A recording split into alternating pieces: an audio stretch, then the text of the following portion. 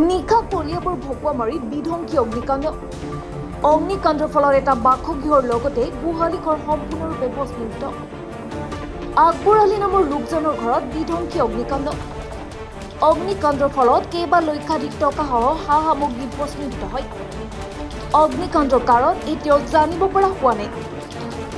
ঘটনাস্থলীত কলিয়াবৰ অগ্নি নিৰ্বাপক বাহিনীৰ দল উপস্থিত হৈ অগ্নি নিৰ্বাপন কৰে। আমাৰ ঘৰৰ পিছফালে আকবৰ আলীৰ ঘৰ। আকবৰ আলীৰ ঘৰটো এটা পাথৰৰ মাজত। আকবৰ আলীৰ ঘৰত মানে জুই লাগিছে আৰু জুইটো কেনেকৈ লাগিছে কোনো ক'ব নোৱাৰে। মানে জুই লগাৰ ফলত তেওঁলোকৰ তিনিটা ঘৰ আছিল, তিনিটা ঘৰেই জ্বলি গ'ল।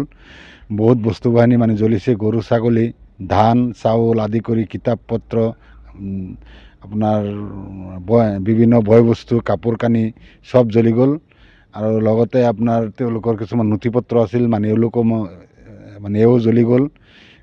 মানে একো বচাব নোৱাৰিলে। মানে অগ্নি নিৰ্বাহক মানে জনোৱা হৈছে, মানে অগ্নি নিৰ্বাহক মানে আহিব নোৱাৰিলে, মানে ৰাস্তাৰ কোনো সুবিধা নাই। তাৰপিছত স্থানীয় মানুহে আমাৰ মানে আৰক্ষী চকী মানে চুলুং আৰক্ষী চকীক মানে জনাইছে, কিন্তু কোনো ব্যৱস্থা হোৱা নাই।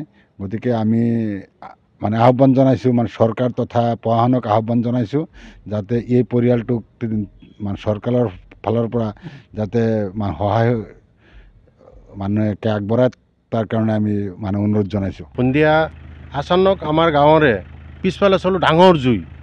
আমি গোটেই গাঁৱৰ ৰাইজ চাৰিওফালে দৌৰি গৈ চাইছোঁ, একদম প্ৰকাণ্ড তিনিটা ঘৰ একেলগে জ্বলি আছে। আমি অৱশ্যে পানীৰ ব্যৱস্থা কৰিছোঁ, কিন্তু অগ্নি নিৰ্বাপক বাহিনীও ফোনাফোনি কৰি আনিছোঁ, কিন্তু ৰাস্তাৰ অভাৱত চাৰিওফালে পথাৰ, তেওঁলোক সোমাব পৰা নাই। আমি চুলুং আৰক্ষী চকীটো অৱগত কৰাইছোঁ। তেওঁলোকৰ এই ঘৰৰ ভিতৰত বহুত ধান আছিলে, পাত আছিলে, গৰু ছাগলী আছিলে, স্কুলীয়া ল'ৰা ছোৱালী কিতাপ পত্ৰ, কাপোৰ কানি, মানে ঘৰত যিমান যা বস্তু থাকে, এজন মানুহ থাকিবলৈ হ'লে যিমান বস্তু লাগে প্ৰয়োজনীয় সিমানেই বস্তু আছিলে। এটা বস্তু তেওঁলোকে ঘৰৰ পৰা উলিয়াব পৰা নাই। আমি গৈ জুইৰ ওচৰত চাপিব পৰা নাই। তে আজি মই আপোনালোকৰ জৰিয়তে প্ৰশাসনক অনুৰোধ জনাইছোঁ, যিহেতুকে এই দুখীয়া মানুহ আকবৰ আলী, তেওঁৰ নাম আকবৰ আলী, ঘৰ তিনিটা একেলগে জ্বলি গৈছে, বহুত টকাৰ ক্ষতি হৈছে, নগদ টকাও জুইত জ্বলিছে। প্ৰায় অনুমানিক আমি পিছত তেওঁলোকক সুধিলোঁ আপোনালোকৰ কি বস্তু বাহিনী আছিলে, তেওঁলোকে কোৱাত অনুমানিক ধৰক 5 লাখৰ পৰা 6 লাখ টকাৰ ক্ষতি হৈছে।